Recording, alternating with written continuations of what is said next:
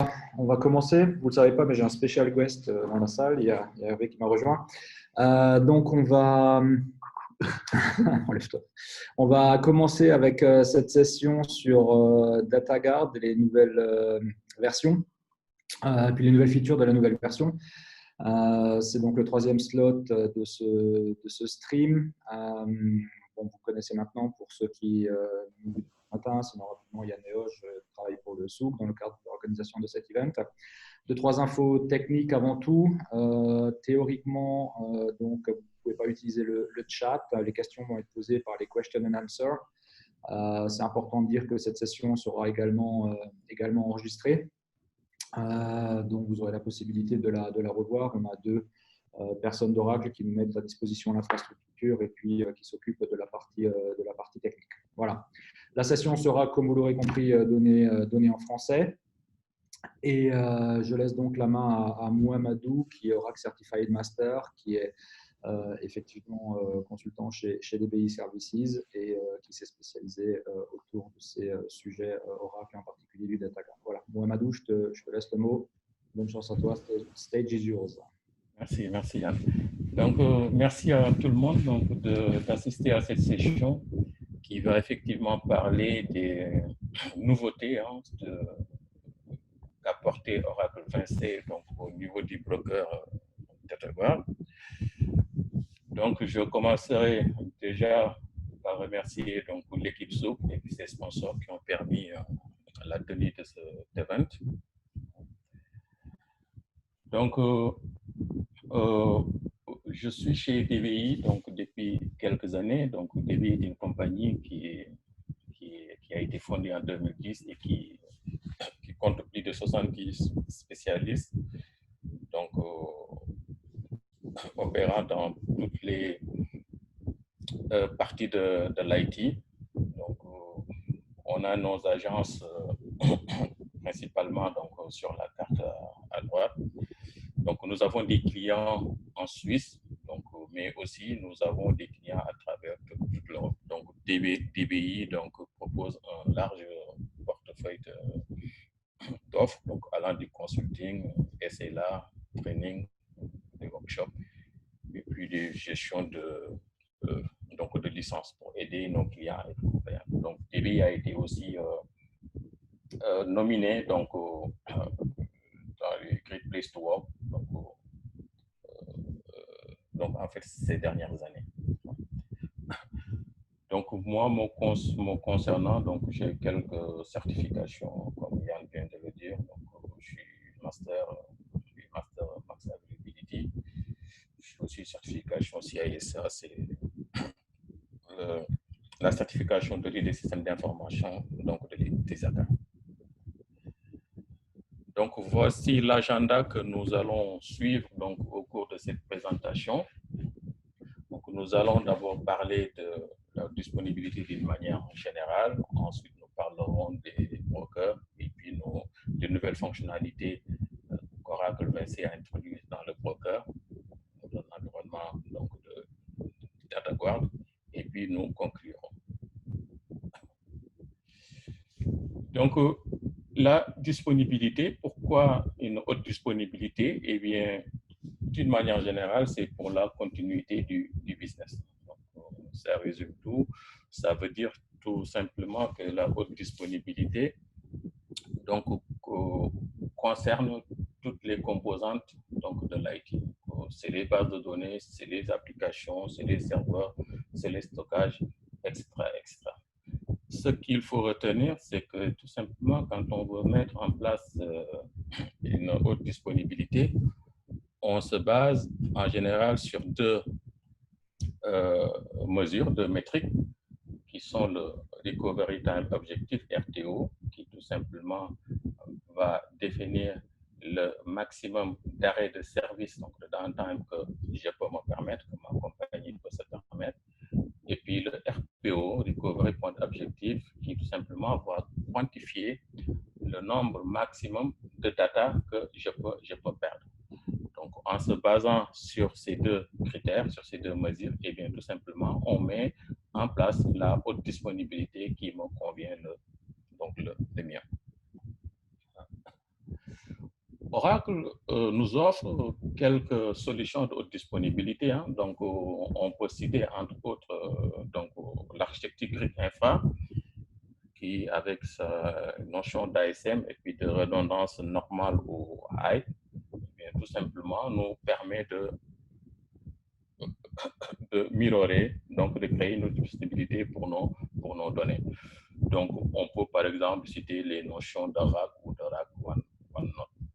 Mais toujours avec Oracle, nous avons aussi la possibilité de faire une réplication qui peut être physique, donc la mise en place du data guard et la configuration du broker. Mais cette réplication peut être aussi logical replication, et donc nous citerons par exemple Golden Gate que l'on peut utiliser. Donc très schématiquement, un data guard dont nous allons donc parler dans cette session peut basiquement se représenter comme une serveur primaire, un data center, une autre standby.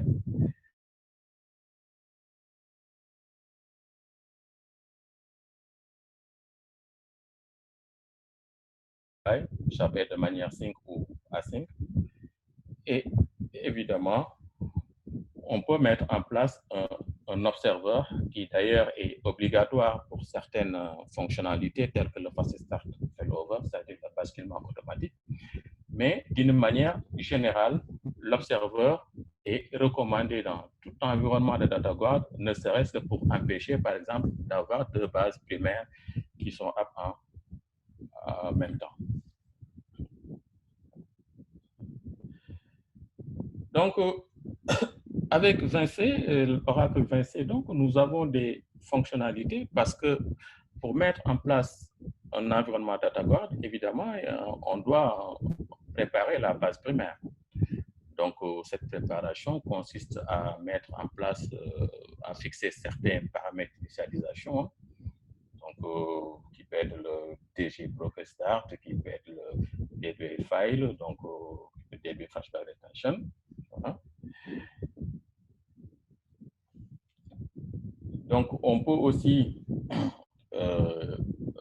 mettre la base en flashback, et ainsi de suite. Et bien, toutes ces fonctionnalités, maintenant, avant, on les faisait manuellement, mais maintenant, Oracle tout simplement peut nous configurer ça automatiquement. C'est-à-dire qu'Oracle peut nous paramétrer, nous positionner des valeurs adéquates à tous ces paramètres d'initialisation si les valeurs ne sont pas déjà positionnées.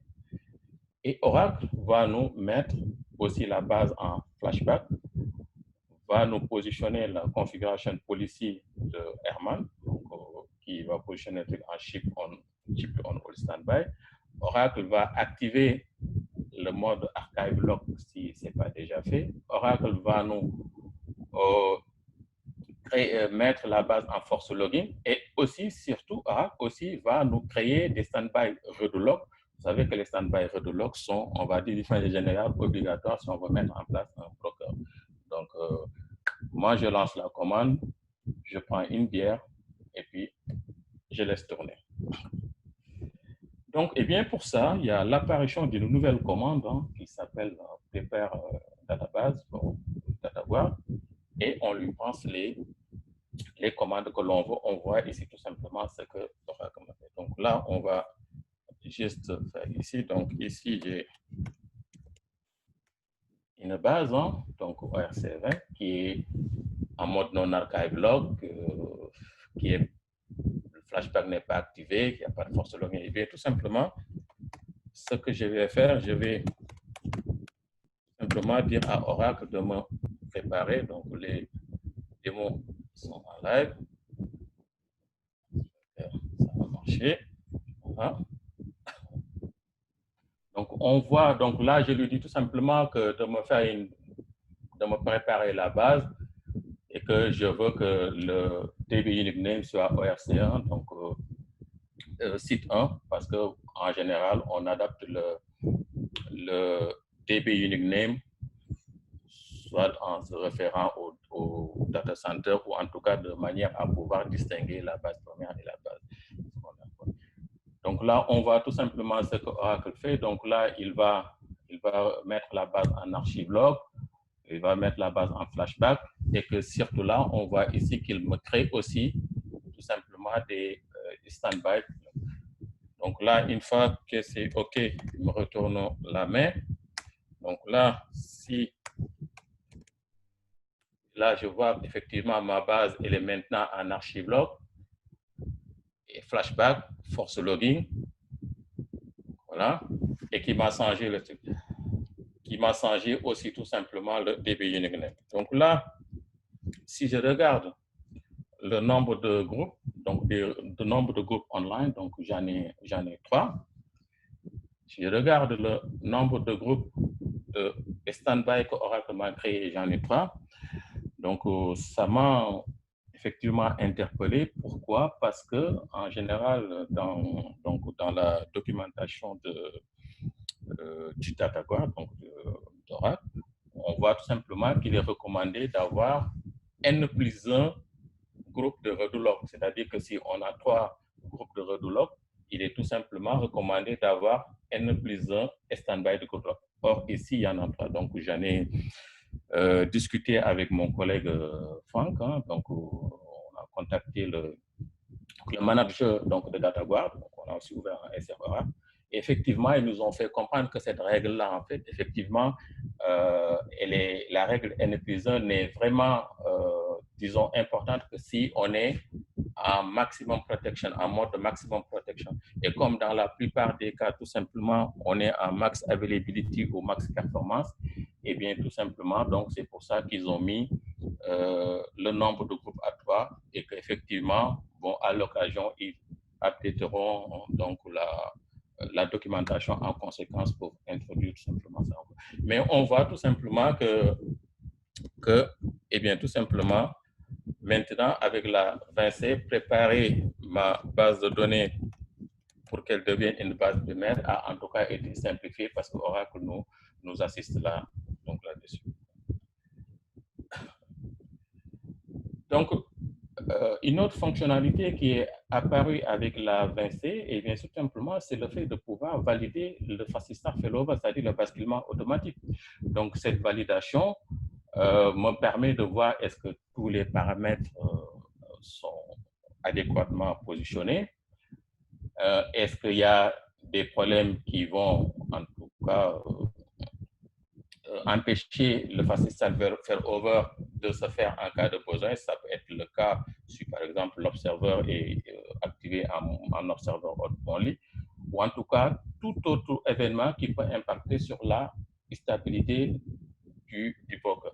Ça veut dire tout simplement que maintenant, avec la 20C, j'ai la possibilité de valider est-ce que mon FAST-Start Failover, c'est-à-dire mon basculement automatique, va se faire ou pas. Est-ce qu'il y a des problèmes qui vont empêcher de se faire ou pas? Donc ici, on voit par exemple 2 cas où, premier cas où le fast failover ne se fera pas. Ici, dans ce cas-là, c'est parce que la base primaire et la base secondaire sont désynchronisées. Voilà. Et dans le deuxième cas, j'ai tout simplement un cas où le fast start failover, c'est-à-dire le basculement automatique, se fera normalement en cas de besoin. Donc là, ici, j'ai tout simplement ici mon environnement. Donc là, j'ai mon DataGuard. Hein. Donc, si on voit plus ça, avec une primaire et deux stand-by. Donc on voit qu'ici, le FAST-Start target, c'est le site 4. Hein. Voilà. Et là, je peux tout simplement voir est-ce que là, je vois qu'en cas de besoin, eh bien, tout simplement, tout est OK, mon basculement se fera normalement. Donc maintenant, si on arrête l'observeur. Mohamedou, excuse-moi. Oui. Yeah. Le son, il vient de tes oreillettes parce que ça bouge, il y a un bruit devant en fait. Je ne sais pas si ça vient de ça, si ça bouge. En tout cas, on a une espèce d'écho. Information qui est remontée par des personnes. Ça va pas là où c'est toujours. Tu t'entends toujours? Ouais. Je ne sais pas s'il y a quelqu'un derrière ou s'il y a un bruit derrière. Non, il y a là, tu entends quelque chose là? Ouais, c'est comme s'il y a quelque chose. Allô? Oui, c'est comme si quelque chose bougeait en fait. Ça va mieux là ou pas? Parce que j'ai enlevé les oreillettes. Continue comme ça, ouais, parce que ça va pas mieux. Pas mieux, hein?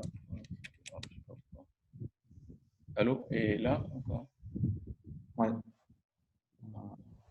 Pas grave, continue, continue. Voilà. Donc là, j'ai arrêté l'observeur.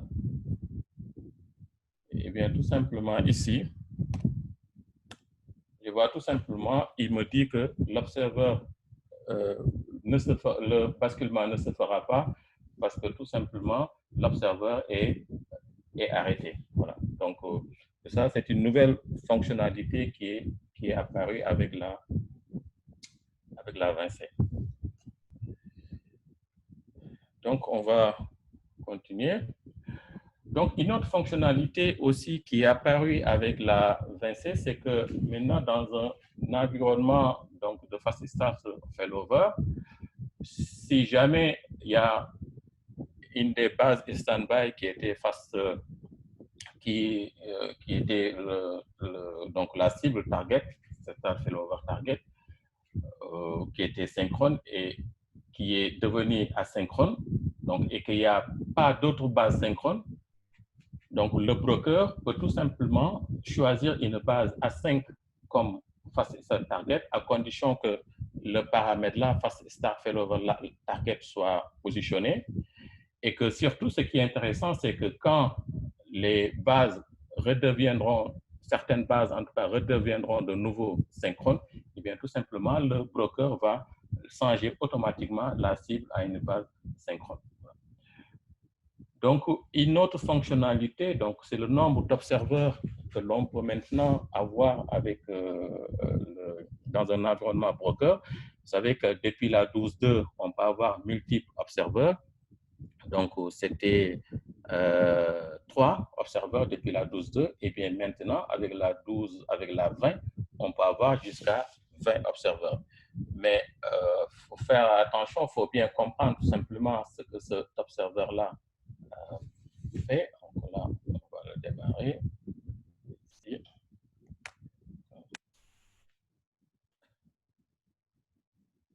Là, j'en ai démarré un. Je vais peut-être en démarrer l'autre.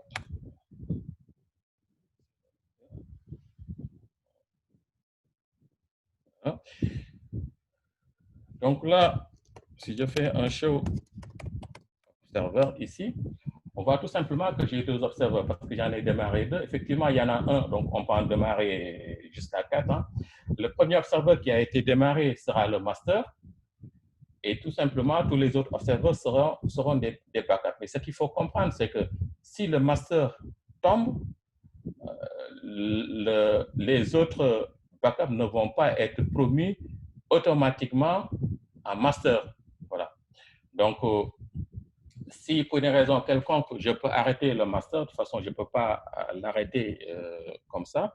Ce que je peux faire, c'est utiliser la commande set observer ici. Hein. Changer tout simplement le master observer en autre observer et puis arrêter et faire les entretiens, en tout cas les tâches de maintenance.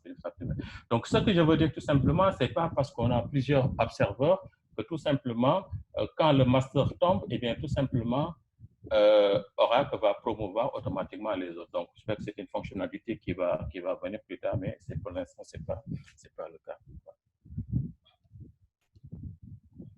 Voilà. Donc, une autre fonctionnalité aussi avec la 20C, c'est que maintenant, dans un environnement avec un VAR5, il est possible d'avoir le mode maximum availability, même s'il n'y a pas de database synchrone, même si les bases de données sont en async. Donc, une autre fonctionnalité qui est apparue est que tout simplement, avec la 20C maintenant, je peux tout simplement définir une location par défaut des fichiers qu'on appelle le client-side broker files, c'est-à-dire les fichiers observer Aura s'il est configuré, les fichiers log de l'observeur, le fichier fsfo.dat et ce qu'on appelle les failover callout files. Donc ça, c'est une nouvelle fonctionnalité qui est apparue avec la 20C, les failover, on en parlera plus tard. Et bien tout simplement, comment mettre en place cette fonctionnalité? Il suffit de définir un environnement, une variable d'environnement qui s'appelle DGAdmin, qui doit s'appeler DGAdmin et qui doit tout simplement pointer vers mon répertoire. Et ce répertoire-là doit remplir certaines conditions, il doit avoir certaines permissions déjà, c'est-à-dire qu'il ne doit être accessible que par le propriétaire, et aussi doit contenir un certain nombre de sous-répertoires en fonction de ce qu'on va mettre en place. Juste, on va noter que si, pour une raison quelconque, le DGAdmin n'est pas proprement configuré, par exemple, si les droits ne sont pas respectés, eh bien, tout simplement, on aura le comportement donc, habituel qui était jusqu'à la 26, c'est-à-dire que tout simplement, les fichiers vont être créés dans le répertoire courant et que le fichier log, par exemple, sera tout simplement instauré dans l'output standard, donc sur le terminal. Donc, ici, par exemple, si on regarde, dans mon cas, on voit qu'ici, quand j'ai démarré mon observer, on voit tout simplement que les logs sont ici, ce que je n'ai pas configuré, les logs sont ici, les fichiers FSOD sont ici, parce que tout simplement ici, qu'est-ce que j'ai fait? J'ai défini mon DGAdmin qui est là, et que je vois ici les droits qui sont spécifiques. Donc, et que si je vais dedans, voilà, j'ai des répertoires, surtout le répertoire config, le name, et que dedans, ce que j'ai tout simplement des fichiers, j'ai le date, les fichiers log qui sera là, le date qui sera là, et le callout qui tout simplement va contenir ce qu'on appelle les failover callout district, on va parler plus tard, donc qui seront là. Donc, voilà, donc ça aussi, c'est une nouvelle fonctionnalité de la 27. Donc, on n'arrête pas d'en parler, le callout configuration file, qu'est-ce que cela veut dire? Cela veut dire tout simplement que maintenant, avec la 20C, j'ai la possibilité d'automatiser des tâches qui vont s'exécuter avant de faire le failover, donc le basculement automatique, et après le FastStart failover. Donc, cette fonctionnalité-là se fait avec tout simplement un fichier qui s'appelle fo-callout.ora. Il doit s'appeler comme ça et doit être dans le répertoire DGAdmin que l'on a défini dans le callout.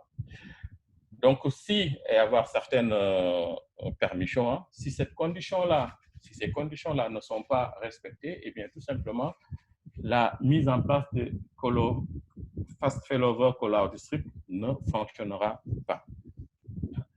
Donc, ici, on a tout simplement un exemple des instructions que l'on peut mettre dans le fo-callout.ora.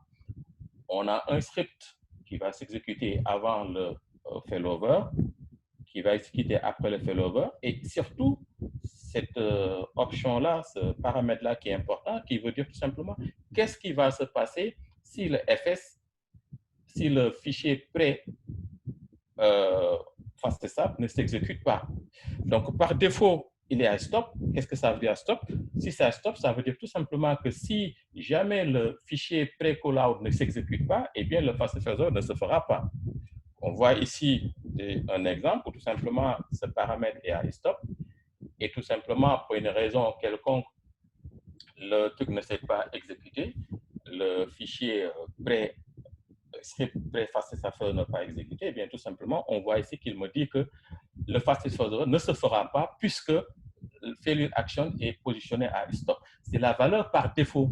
C'est-à-dire, si on ne veut pas ce comportement-là, il faut explicitement le mettre à continue, qui tout simplement, lui, s'il y a un souci avec le fichier, avec tout simplement l'exécution du script pré-callout, va quand même continuer. Donc, on voit ici un exemple où simplement ça, le script ne s'est pas bien exécuté, mais le fast failover continue quand même. Donc, ça veut dire tout simplement qu'effectivement, vous pouvez mettre en place cette fonctionnalité, hein, c'est le but, donc mettez-la en place si vous en avez besoin, mais quand même, faites des tests et vérifiez bien effectivement la valeur de Festa Follow Action, à quoi vous la mettez, est-ce que vous la laissez à stop, est-ce que vous la mettez en continu, parce que sachez tout simplement les conséquences que cela va entraîner.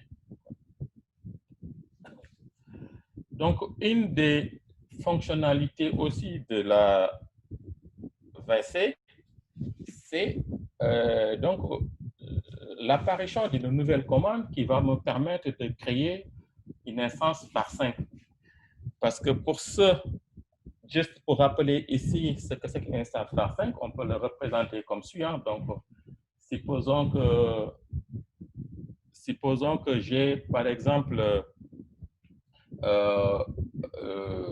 donc deux stand-by, hein, donc prod site 1 et prod site 4. Donc, mes prod site 1 et en tout cas la base prod site 4 sont éloignés, ce qui fait simplement que ce n'est pas optimum de balancer directement les modifications de la base primaire prod site 1, qui est la base primaire, hein, directement sur la base prod site 4. Et bien, ce que je peux faire, c'est tout simplement créer une FAR5 instance que je vais appeler FS-SIP3. Donc, FS-SIP3 va recevoir les modifications de ProSite 1 et tout simplement qui lui va se charger de transmettre les données ou les modifications sur ProSite 4.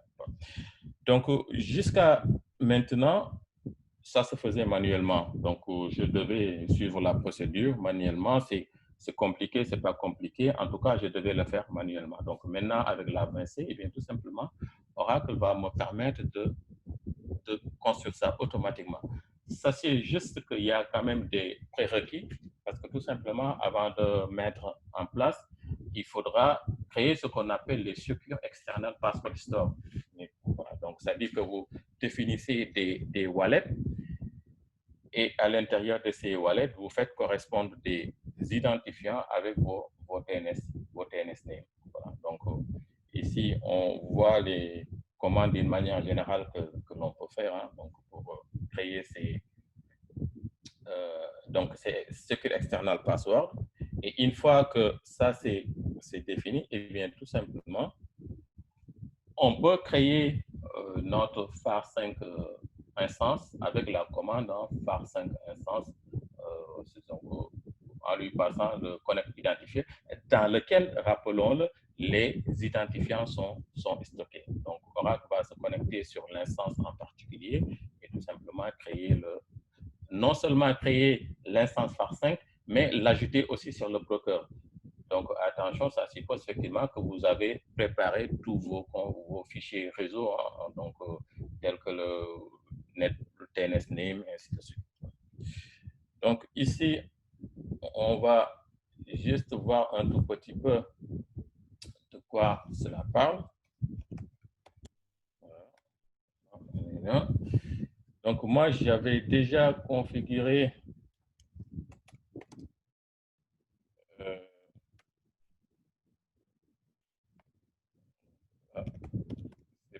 voilà.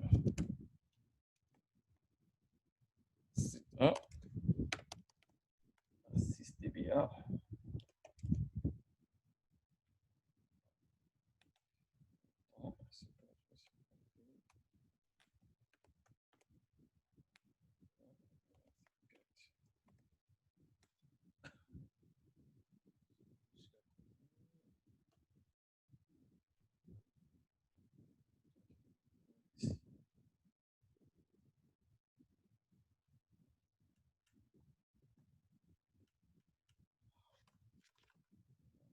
Ah oui, c'est ça, je me suis trompé là.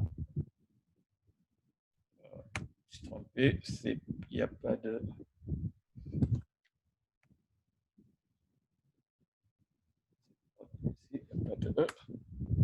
Voilà. Donc là, c'est déjà configuré. Si je vois que je suis bien. Donc là, ça tout simplement, donc pour ceux qui ont l'habitude d'utiliser l'external secure password, store secure password, C'est-à-dire que là, j'ai déjà configuré ça. Donc, une fois que c'est configuré, eh bien, tout simplement, ce que je vais faire, je vais me connecter. Hein, IGH. Et tout simplement, je vais lancer la sauce. Donc, il va se connecter sur site 1, sur site 3. Donc, il va me créer un mouvement. Et puis là, effectivement, ici, si je fais show configuration, donc là, je vois ce qui est normal parce que par défaut, le phare5 instance, donc l'instance phare5 n'est pas activée. Disable, comme quand j'ai créé une configuration, il faut enable. Et bien pour ça, tout simplement, je vais utiliser la commande enable phare5 et puis c'est fs site 3.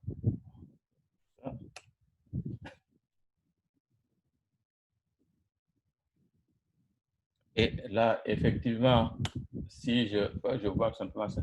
Évidemment, pour ceux qui ont déjà l'habitude d'utiliser du phare5 ou bien du cascading, hein, c'est à peu près la même chose, quelques différences près.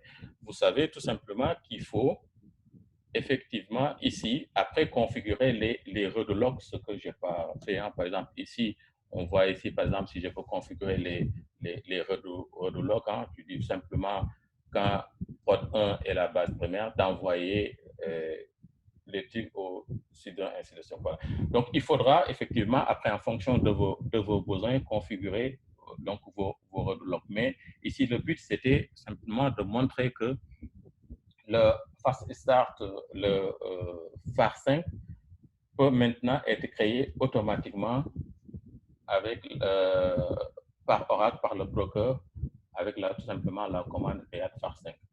Donc, ce qu'il ne faut pas oublier, c'est quand même de stocker les identifiants dans des chaînes donc de connexion. Donc, ici, vous pouvez voir la commande. Hein, donc, là, j'ai pris les basiques, mais vous voyez ici tout simplement tout ce que vous pouvez mettre dans votre phare. Voilà, donc là, donc on voit ici la commande de création, là aussi posée. Donc, avec l'avancée, il y a quand même aussi certains paramètres qui sont maintenant désupportés. Hein. Donc là, je peux mettre archive lag target, hein, le DataGuard 5 latency, et standby file management, non, le DB file name convert, le log file name convert, et il y a d'autres paramètres. Hein, donc je vous renvoie à la documentation pour avoir la liste, mais sachez tout simplement qu'il y a des paramètres qui effectivement sont maintenant désupportés. Même aussi au niveau des logical standby aussi. Donc il y a eu des restrictions, il y a quand même des data types, des types de données qui étaient supportés dans la 19, qui ont été ajoutés à 12 et qui ne sont plus supportés dans la 20C. Simplement, donc, mais quand même, cette restriction au niveau des réplications logiques ne concerne pas donc, le Golden Gate. Hein. Donc, ça veut dire clairement que maintenant, effectivement, on va mettre en place des réplications logiques. Donc, peut-être aller sur Golden Gate où on aura moins de restrictions. Donc, nous arrivons à la conclusion de notre, tout simplement de notre session.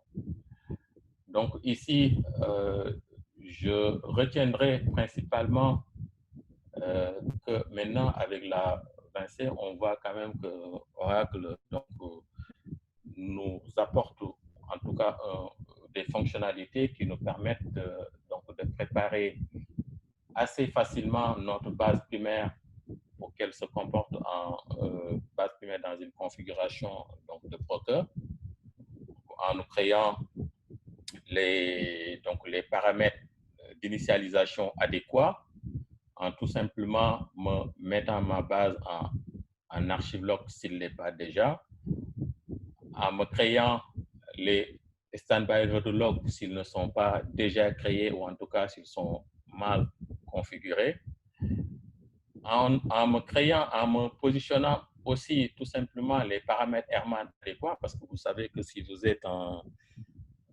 stand-by dans un environnement DataGuard, et bien tout simplement, les paramètres Herman nécessitent par exemple une certaine configuration. En tout cas, c'est recommandé par exemple de ne pas supprimer les archives s'ils n'ont pas été envoyés sur la stand-by. Voilà, donc ça, avec la 20C, la commande prépare database va nous la faire automatiquement. Donc, on a aussi, avec la 20C, la possibilité tout simplement de valider un fast start failover, c'est-à-dire un basculement automatique. Donc, je mets en place mon fast start failover, je configure tout et tout simplement, avant, je n'avais pas la possibilité de tester est-ce que le fast start failover va se faire en cas de besoin. Maintenant, j'ai la possibilité de tester, donc de valider. Donc, avec la nouvelle commande valider fast start failover, donc il va me renvoyer true ou false en fonction du setup de mon environnement. Avec la 20C aussi, on a la possibilité maintenant d'exécuter des scripts avant et après le fast start failover. Donc, évidemment, il y a certains prérequis. Il faudra, comme on a dit, définir la variable dgadmin, donc définir les droits adéquats, créer les sous-répertoires adéquats et mettre les scripts sur le site, l'appeler fsfo callout.aura et puis mettre les instructions. Et puis, comme on a dit, réfléchissez quand même aux paramètres de failure action, à quoi vous le mettez, est-ce que vous le mettez à stop, est-ce que vous le mettez à tout simplement à continue. Voilà. Donc, une autre fonctionnalité avec la 20C dont on a vu, c'est vraiment surtout le fait maintenant de créer une instance FAR5. Juste pour info, le FAR5 nécessite une licence si je me souviens bien. Donc, en tout cas, vérifier, mais je me semble que ça nécessite une licence, ouais, le FAR5. Donc, qui tout simplement maintenant peut être créé assez facilement avec le broker à condition tout simplement que les external storage secure connection soient simplement mises en place. Et une fois que c'est mis en place, et bien tout simplement, Oracle va me créer automatiquement le fast start, le FAR5 instance et puis me l'ajouter directement sur le broker. Voilà. Après, évidemment, en fonction de vos besoins, il faudra donc configurer donc vos routes au niveau des bases pour leur dire que voilà, où est-ce qu'ils envoient leurs archives, leurs modifications en fonction de quelle base est base primaire ou pas. Quoi. Donc, il y a aussi d'autres fonctionnalités telles que, par exemple, le fait de pouvoir le broker de pouvoir switcher le fast start failover target sur une base A5 et puis de revenir automatiquement et ainsi de suite. Donc, pour le broker, moi, ce que je dirais tout simplement dans un environnement DataGuard, moi, je recommande fortement, en tout cas, d'utiliser le broker. Hein. Il faut vraiment l'utiliser parce que ça vous permet d'utiliser les fonctionnalités et puis ça vous simplifie aussi donc la vie dans la gestion quotidienne de votre environnement DataGuard.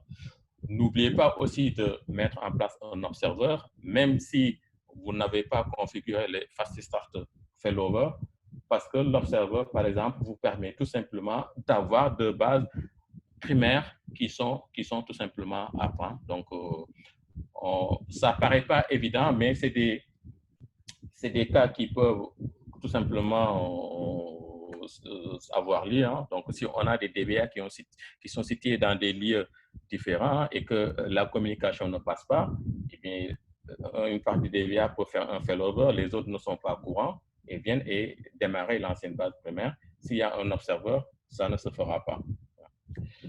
Voilà. Donc, je suis sûr, je vais terminer donc, par tout simplement sur que vous allez en tout cas tester et utiliser ces nouvelles fonctionnalités qui, je suis sûr, vous faciliteront en tout cas la vie dans la gestion de votre DataGuard. Donc, merci à Oracle hein, et à l'équipe DataGuard pour toutes ces nouvelles donc, fonctionnalités hein, pour la VC.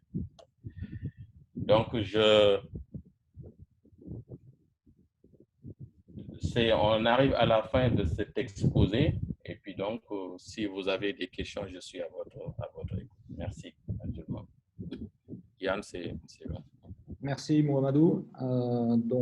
Comme pour les autres sessions, vous pouvez poser des questions dans le petit question and answer. Mohamedou, tu les vois aussi apparaître normalement en bas là, quand tu cliques dessus. Ouais. Donc tu vois les questions. D'accord. Ouais, il y a une question. Donc, il y a Yann qui me demande, qui effectivement dit que la préparation du database de la Vinci est intéressante. Oui, c'est très intéressant. Donc, quand sera disponible la Vinci sur site? Demain, ça peut-être c'est Franck, tu as des infos par rapport à ça. Je pense que c'est je pense qu'au courant mois de juin ou juillet, peut-être que ça devrait être disponible. Donc, Franck, tu as des questions, tu as des trucs par rapport à ça, availability? Pour l'instant, je n'ai pas plus d'informations. Je vais vite regarder. D'accord. And everything was okay.